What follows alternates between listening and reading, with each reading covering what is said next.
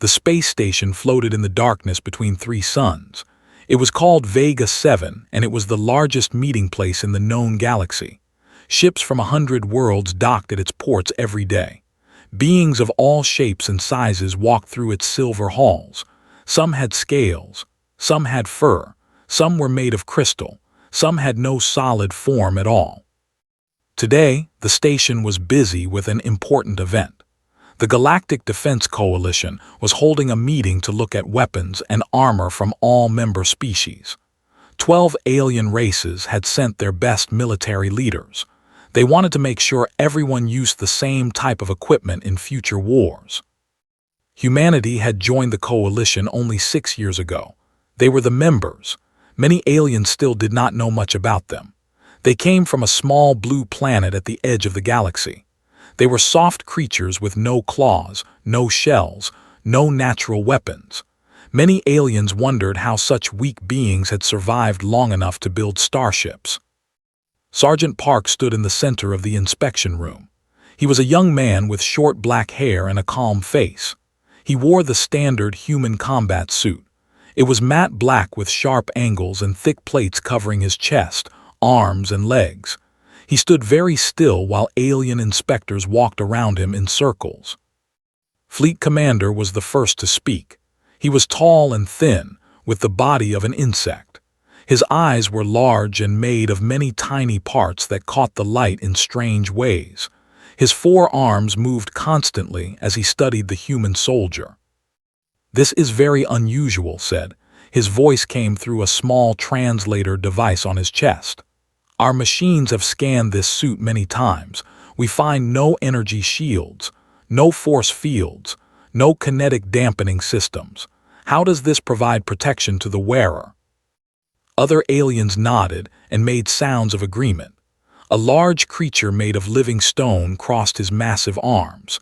A being made of light flickered with confusion. A small furry diplomat took notes on a glowing tablet. Opened his mouth to answer, but someone else spoke first. "With respect, Commander, you are looking at this wrong." The voice belonged to a woman who stepped forward from the human delegation. Her name was. She was in her 50s, with gray streaks in her black hair. Her hands were rough and stained with oil and grease. She had spent 30 years building weapons and armor for human soldiers. She had designed the very suit that was wearing. Walked up to and stood beside him. She was not afraid of all the alien eyes watching her. She had seen too much in her life to be scared of curious stares. "You keep asking about protection," she said. "You keep looking for shields and barriers, but that is not what this suit is for." She reached out and pressed a hidden button on the chest plate. With a soft click, a panel slid open. Inside were rows of small metal boxes packed tightly together. Ammunition magazines, dozens of them held in perfect order. The alien stared. Pressed another button. A panel on the left arm opened. More magazines. She touched the thigh plate. It opened to reveal grenades held in foam padding. She tapped the back plate. It contained a folded backup weapon and even more ammunition. "This is not armor," said. Her voice was calm and clear. "This is storage, extra compartments for more ammunition." The room was completely silent. Fleet Commander's many eyes blinked one after another. "I do not understand," he said slowly. "Where is the protection? What stops enemy weapons from killing the soldier?" Looked at him with a small smile. "The bullets do." "The bullets?" "Yes, the bullets we fire at the enemy. If the enemy is dead, they cannot shoot at us. That is our protection." A heavy voice came from the back of the room. It belonged to Admiral, the commander. He was huge, nearly 3 meters tall, with a body covered in plates of living stone. His people had natural armor that could stop plasma fire. He had lived for 600 years and commanded great fleets across the galaxy. "You are saying," said slowly, "that humans do not believe in defense." "We believe in defense," replied. "We just define it differently. To us, the best defense is to make sure the enemy dies before they can attack." "But what if they do attack? What if they hit you before you hit them? Shrugged, then we hope the hit is not fatal, and we keep shooting. Stared at her for a long moment. Then he made a sound that might have been a laugh. Your species has no shields, no natural armor, no regeneration. You die easily, and your answer to this problem is to carry more weapons. Yes, that is insane. Nodded, perhaps, but we are still here. Our world had many predators, many dangers. We had no claws, no fangs, no venom. We had only our minds and our hands. So we learned to make tools. We learned to make weapons. And we learned that the creature who attacks first usually wins. She turned to look at all the aliens in the room. Her eyes were steady and serious. Every compartment in this suit was designed for one purpose: to make sure our soldiers never run out of ways to fight. Because a human soldier without ammunition is just a target, but a human soldier with ammunition is the most dangerous thing in the galaxy. No one spoke. The aliens looked at the black suit with new eyes. They saw the hidden compartments, the careful design, the deadly purpose behind every panel and plate. Fleet Commander finally broke the silence. "We will need to study this further," he said. "This is not what we expected." Smiled again. "It never is." 3 days after the armor inspection, the coalition called another meeting. This time they wanted to understand human military thinking. They had seen the strange suits with their hidden compartments. Now they wanted to know why humans thought this way. Lieutenant was chosen to explain. She was 32 years old, with dark eyes and a quiet voice. She had studied war for her entire adult life. She knew the history of every battle humanity had ever fought. She understood why her people killed the way they did. The meeting room was large and round. Seats rose up in circles like a theater. Representatives from 12 species sat watching her. Some were curious, some were confused, a few looked worried. Stood in the center with a holographic display floating beside her. She took a deep breath and began to speak. "Before I explain how humans fight, I need to explain what humans are. Please look at this image." The display showed a human body. No armor, no weapons, just pale skin and soft flesh. "This is us," said. "We have no natural protection. Our skin can be cut by a sharp rock. Our bones can be broken by a fall. A single bullet can kill us. A blade can end our life in seconds. We are, by the standards of this galaxy, extremely easy to kill." She pointed to different alien representatives as she spoke. They have crystal shells that can stop projectiles. They have living stone skin. They can make their bodies pass through solid matter. They can regenerate from almost any wound. Each of your species has some natural defense that helps you survive. She let the words hang in the air. Humans have nothing. We are soft. We are slow. We are weak. On our home world, we were not the strongest predators. We were not the fastest runners. We were not the best swimmers. There were creatures that could kill us easily. Admiral leaned forward, his stone body grinding.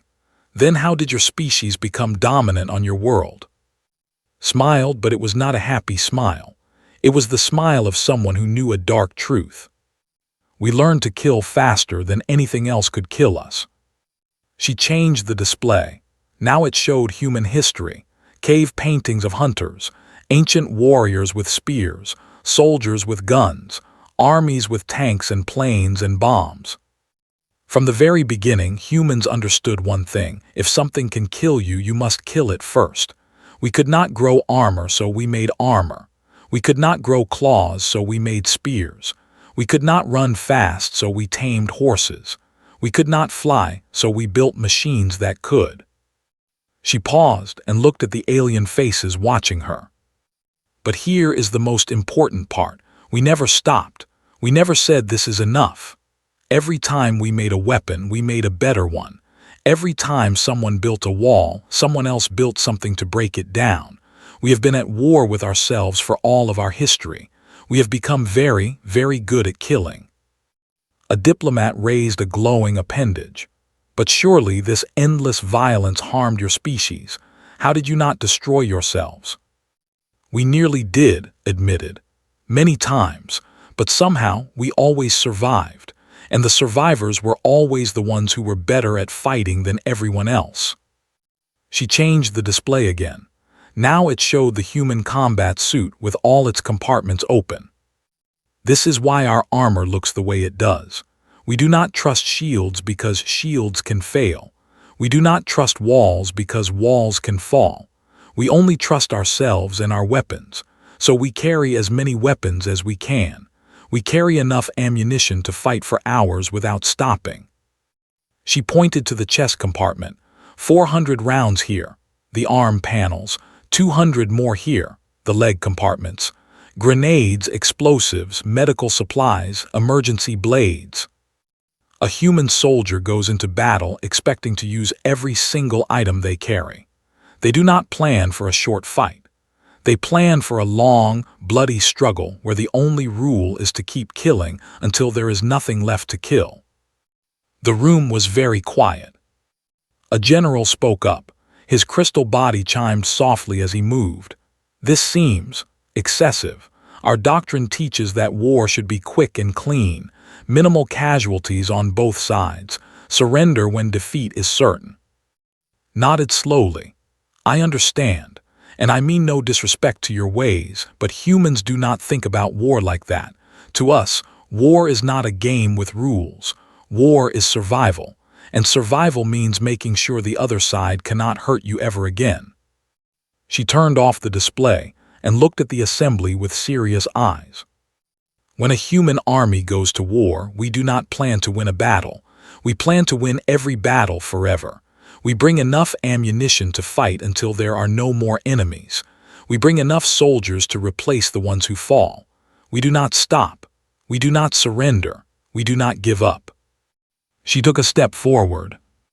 "You asked why our armor has no shields. The answer is simple. Shields are for people who expect to be hit. Humans expect to do the hitting. We fill every space with more ways to attack because attacking is what keeps us alive." Admiral made his grinding laugh again. "And if you run out of ammunition, what then?" His eyes were cold. "Then we use our knives, and if we lose our knives, we use our hands, and if we lose our hands, we use our teeth. A human only stops fighting when they stop breathing." The Admiral looked at her for a long moment. Then he nodded slowly. "I begin to understand," he said. "Your species is not weak at all. You are simply different. Your weakness made you dangerous." "Yes," said, "because we had no choice, be dangerous or die. We chose to be dangerous." The meeting ended shortly after that. The aliens had much to think about. They had come expecting to learn about human equipment. Instead, they had learned about human nature, and many of them were beginning to realize that humanity was nothing like they had imagined. The planet 4 was supposed to be safe. It was a mining world with green forests and deep valleys. 3,000 workers lived there, digging for rare metals that powered starships. Then the swarm came. No one knew where the swarm came from. They were insect creatures, each one the size of a large dog. They had hard shells, sharp claws, and jaws that could bite through metal. But the truly terrifying thing about them was their numbers. They did not attack in groups of 10 or 20. They attacked in waves of thousands, millions. They poured out of the ground like water from a broken dam. The coalition sent 3 battalions to save 4. These were elite soldiers from the best military species in the galaxy. They brought their crystal armor and energy shields. They brought their living stone warriors. They brought their phase technology that let them walk through walls. 72 hours later, all 3 battalions were gone. The swarm did not care about shields. They simply threw themselves at the defenders until the shield power ran out. They did not care about stone armor. They climbed over each other until they found gaps to bite through. They did not care about phase technology. They waited by the thousands, and when the soldiers became solid again, the swarm was there. The coalition was ready to abandon 4. The planet was lost. The workers were dead. There was nothing more to do. Then the humans asked for permission to try. Captain led the 47th Human Expeditionary Company, 200 soldiers in black combat suits. They loaded into there and flew down through the smoke-filled sky while the coalition commanders watched from orbit. "They are going to die," Fleet Commander said quietly, "just like the others." Admiral said nothing. He remembered what the human lieutenant had told them. He wanted to see if it was true. On the ground, the 47th Company landed in a valley surrounded by burning trees. The air smelled like ash and blood. In the distance, they could hear the clicking sounds of millions of swarm creatures moving through the forest. Captain gathered his soldiers. He was a big man with a scar across his chin and eyes that had seen too many battles. He spoke through the company's communication channel. "Listen up. The swarm killed 3,000 coalition soldiers on this planet. They think nothing can stop them. They think they have already won." He paused and looked at his soldiers. Every one of them was checking their weapons, loading magazines, opening compartments to make sure everything was in place. "Today we teach them what happens when they fight humans. We do not fall back. We do not dig in. We attack. We push forward. We kill everything that moves until nothing moves anymore. Is that clear?" "Yes, Captain." Specialist I.M. stood near the front of the formation. She was 25 years old, small and thin, with quick hands and sharp eyes. She had joined the military because she wanted to protect people. Today she would find out if she was strong enough to do that. She checked her one more time. Her rifle held 400 rounds. Her sidearm held 60. Her suit compartments held 1,200 more rounds spread across her chest, arms, legs, and back. She had 4 fragmentation grenades in her collar housing and 2 fire bombs where other species would put emergency beacons. She was carrying more ammunition, the most alien soldiers used in a year. "Contact in 3 minutes, Captain said. They're coming from the North Valley. Hold fire until they reach the 400-meter line, then give them everything." Raised her rifle and waited. The clicking sound grew louder. Then she saw them. The swarm poured over the ridge like a living river. Thousands of bodies, all running together, their legs moving in terrible rhythm. Their shells gleamed in the light of the burning forest. Their jaws opened and closed, hungry for flesh. She felt fear, cold, sharp fear in her stomach, but she did not run. She had been trained for this moment her entire life. 400 meters, his voice said calmly. "Fire." 200 rifles spoke at once. The sound was like thunder that never ended. Squeezed her trigger and felt her weapon kick against her shoulder. She aimed at the mass of bodies and fired again and again. Every shot hit something. There were too many targets to miss. The front of the swarm fell. Bodies tumbled and rolled. But the ones behind did not slow down. They climbed over their dead and kept coming. "Keep firing, don't stop." His first magazine emptied. She ejected it, grabbed another from her chest compartment and slammed it into place. The whole process took less than 2 seconds. She kept firing. The swarm reached 300 meters, 200 meters, 100 meters. "Grenades." Pulled a grenade from her collar, armed it with her thumb, and threw it into the mass of creatures. Explosions bloomed across the battlefield. Bodies flew through the air. Still they came. "Forward," Captain shouted. "Push them back." And here was the thing that no alien species had ever done. The humans moved forward, into the swarm, not away from it. Walked forward with her rifle blazing. A creature lunged at her from the left. She shot it in the face without looking. Another jumped at her from the right. She spun and put 3 rounds through its shell. Her suit registered impacts.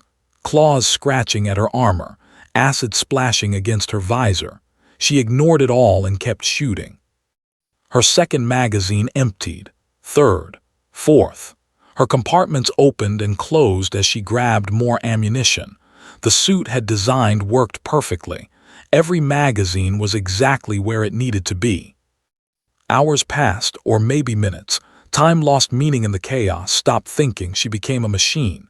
Aim, fire, reload, aim, fire, reload. The swarm broke. She did not notice at first. She was still firing when she realized there was nothing left to hit. The creatures were running away, retreating into the forest, leaving behind mountains of their dead. Stood in the middle of the valley, breathing hard. Her suit was covered in green blood and chunks of shell. Her visor was cracked. Her arms ached from holding her rifle. She checked her ammunition count. 0 rounds remaining. Every single bullet she had carried was gone. But she was alive. Coalition observer watched the battle footage from orbit. The diplomat's translucent body flickered with colors that meant shock and disbelief. They did not retreat, whispered. They did not take cover. They walked into the swarm and kept shooting until the swarm ran away. Admiral watched the footage with ancient, knowing eyes. Now you see, he said quietly. Now you understand what humans are. On the ground, Captain counted his soldiers. 187 still standing, 13 dead. They had lost fewer people than the swarm had lost in single seconds. Get me resupply, said into his communicator. Ammunition, medical supplies, and food were not done yet. The battle for 4 had just begun, and the humans had not come to defend. They had come to win. 1 month after the Battle of 4, the coalition called a special meeting. The Equipment Standardization Committee had finished their study of human military gear. Now they had to decide what to do about it. The meeting room was full. Representatives from every member species had come to hear the verdict. News of what happened on 4 had spread across the galaxy. Everyone wanted to know more about the strange soldiers who walked into certain death and walked out alive. Director stood at the center of the room. The diplomat's body was made of living light that changed color with every thought. Today, the colors were pale blue and silver, showing careful thought and serious concern. Let me begin with the numbers, said. Our scientists have studied human combat equipment for 30 standard days. We have tested their armor, their weapons, and their support systems. The results are complicated. The display behind lit up with data and charts. Human body armor provides approximately 12% of the protective capability of standard coalition infantry gear. Their suits have no energy shields, no force fields, no kinetic dampening, and no regenerative functions. By every measure we use, human armor is inferior. Murmurs spread through the room. Several alien commanders nodded as if this confirmed what they already believed, but held up a glowing appendage. However, human combat effectiveness in the field exceeds coalition averages by 340%. Their survival rates in long battles are similar to species with much better armor. And in the battle for 4, they achieved a kill ratio that we have never seen before. The murmurs stopped. For every human soldier who died, they killed approximately 8,000 swarm creatures. Silence. Let the number hang in the air for a moment before continuing. We also examined their supply needs. Human units require 4 times as much ammunition resupply as any other species in the coalition. This is not because they waste ammunition. It is because they actually use it all. The display showed footage from 4. Human soldiers walking forward through waves of enemies, rifles firing without pause, compartments opening and closing as magazines were replaced in seconds. In the final assault, Specialist IM fired 3,847 rounds over 6 hours of continuous combat. She used every bullet she carried, plus 2 full resupply deliveries. She personally killed over 2,000 swarm creatures, and she walked out of the battle with minor injuries. Admiral stood up slowly. His stone body towered over the other delegates, and his voice rumbled like an earthquake. I have commanded fleets for 600 years. I have seen species rise and fall. I have watched empires crumble and new ones take their place. In all that time, I have never seen anything like what I saw on 4. He turned to face the human delegation. Armorer sat there with quiet patience, her oil-stained hands folded in her lap. I watched your soldiers attack a force that outnumbered them 10,000 to 1. I watched them walk forward when any sane creature would run away. I watched them fight for hours without rest, without fear, without hesitation. His stone face could not show expression, but his voice carried something like wonder. "Your people are insane," he said. Met his eyes without flinching. "With respect, Admiral, we are still here, which suggests our insanity works." Another voice spoke up. It was Fleet Commander, the leader who had first inspected the human armor. "I must admit that I did not understand what I was seeing at first. I looked at your suits and saw only missing features. No shields, no protection. I thought you were foolish." He paused, and his many eyes blinked in sequence. "Now I see that I was the fool. Your suits are not missing anything. They are designed for a completely different kind of war. A war where attacking is defense. A war where stopping means dying." A general raised a crystalline arm. "But surely this approach cannot work against all enemies. The swarm is mindless. They attack without strategy. What happens when humans fight an intelligent enemy that uses tactics and planning?" Lieutenant stood up from the human delegation. "May I answer that?" Director nodded. Walked to the center of the room. "You are right that the swarm has no real tactics. They use numbers and nothing else. But you are wrong to think that makes them easy to fight." She activated her own display, showing historical battles from human history. Humans have fought intelligent enemies for thousands of years. We have fought each other. We have developed tactics and strategies more complex than anything the swarm could imagine. And through all of that, one truth has remained constant. She pointed to the images of ancient battles, medieval wars, and modern conflicts. The side that brings more firepower and uses it more aggressively usually wins. Intelligence and tactics matter, but they matter less than ammunition when the fighting starts. She turned to face the assembly. "Our suits give us the ability to fight for hours without stopping. Our training teaches us to always move forward. Our psychology makes us dangerous when cornered. Put these things together and you have soldiers who never give up, never slow down, and never run out of ways to kill." The general considered this. "And what about losses? Your approach seems to accept high casualties." Nodded. "We lost 13 soldiers on 4. That is 13 families who lost someone they loved. We do not take this lightly. But we also saved the lives of everyone else on that planet. Sometimes the math is simple. Sometimes you must accept small losses to prevent much larger ones." Director flickered with decision colors. "I believe we have heard enough. It is time to vote." The vote was quick and unanimous.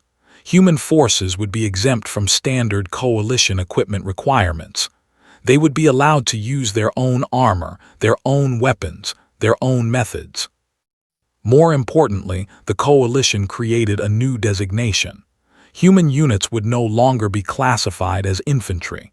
They would be classified as assault specialists, shock troops, the soldiers you sent in when everything else had failed.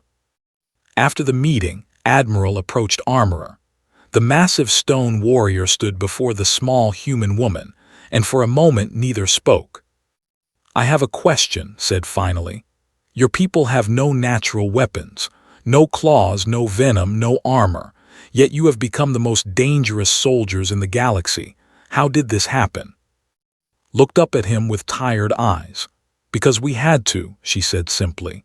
"The universe gave us soft bodies and short lives. We had to fight for everything we have. And somewhere along the way, we stopped being afraid of death. We started being angry at it instead."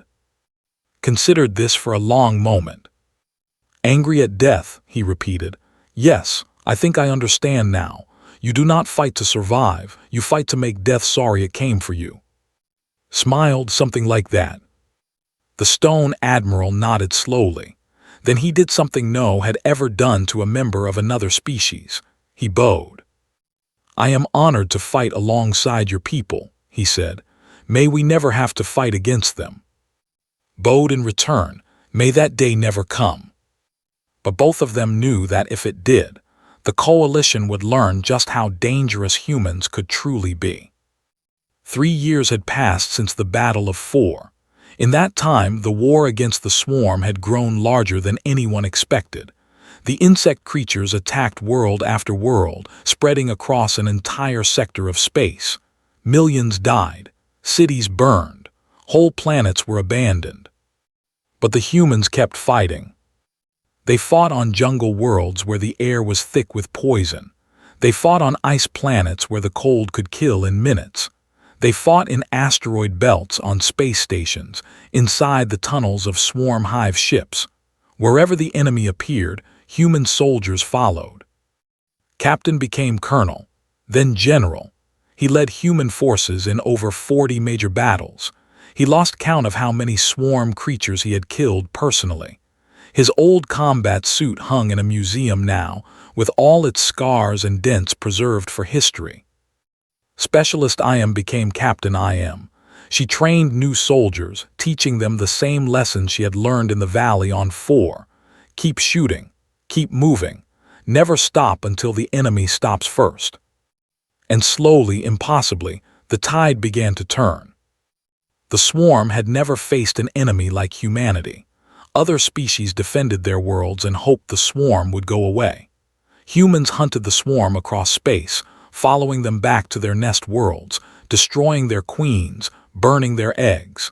The insects did not understand retreat because they had never needed to retreat. Now they were learning what it felt like to be prey.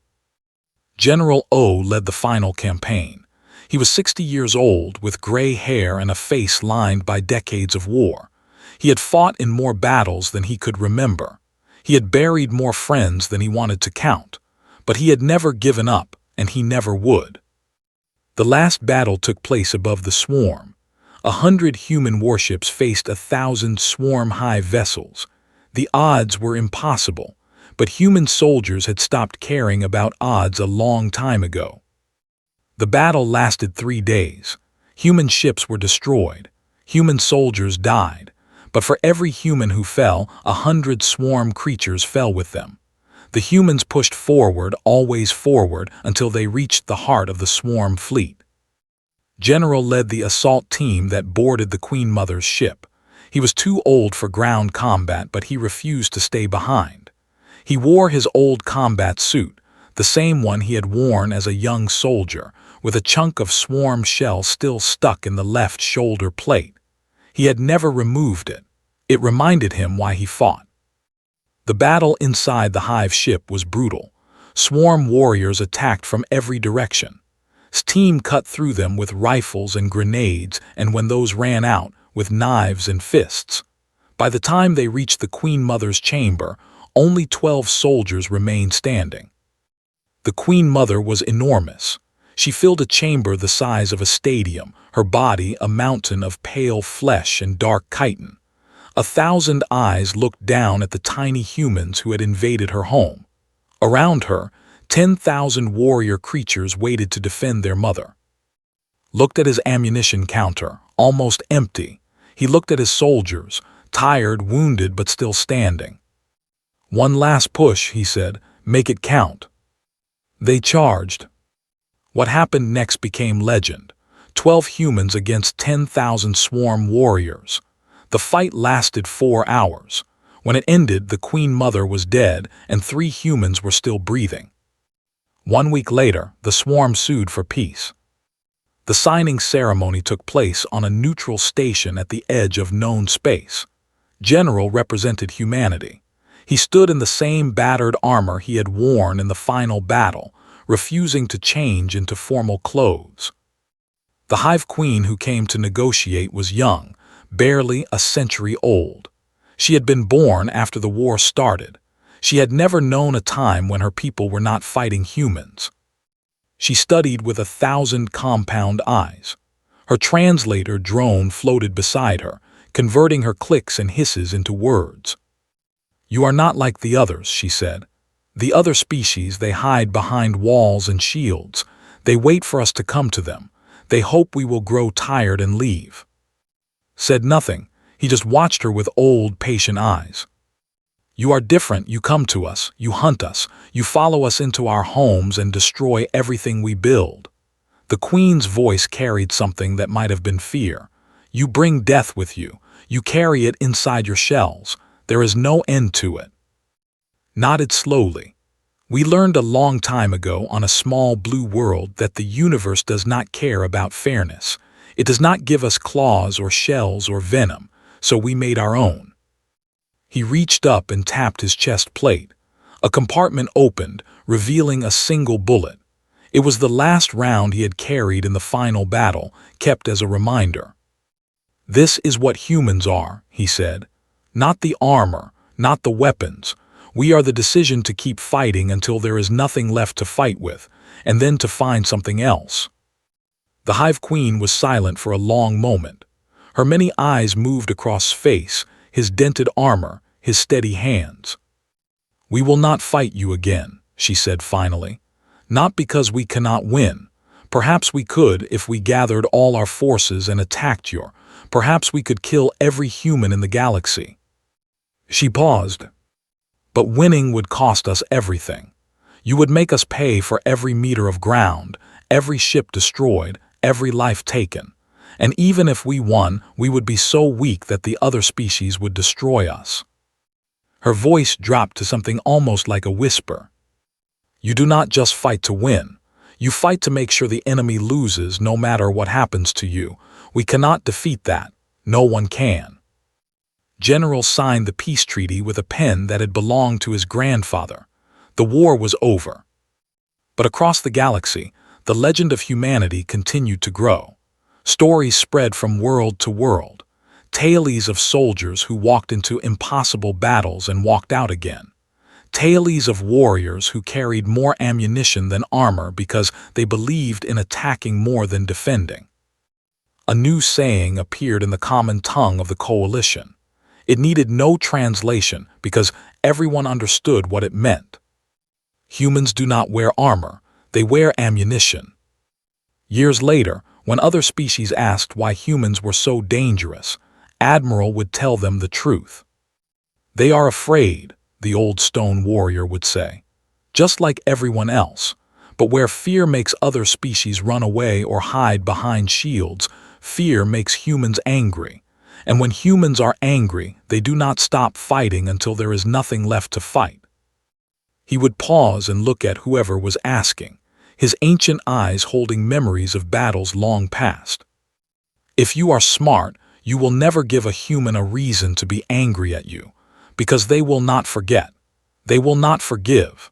They will come for you with every weapon they can carry, and they will not stop until one of you is dead." Then he would add, in a voice that carried something like respect and something like fear, "And in my experience, it is usually not the human who dies first." On Earth, in a small museum in a city called Seoul, Armorer's original combat suit design hung in a glass case. Millions of visitors came every year to see it. They looked at the hidden compartments, the magazine holders, the spaces designed for grenades and knives and emergency supplies. A plaque beside the display read, "The human body is fragile. Our lives are short. We have no claws, no armor, no natural weapons, but we have our minds, our hands, and our will to survive. This suit represents everything we are. Creatures who refuse to accept weakness, who turn every disadvantage into strength, and who will fight until our last breath." Below that, in smaller letters, "Designed by, first worn in battle by Sergeant Park, carried into legend by every human who refused to give up." And at the very bottom, a simple sentence that visitors often photographed and shared across the galaxy. "It was never about the armor. It was always about what we carried inside."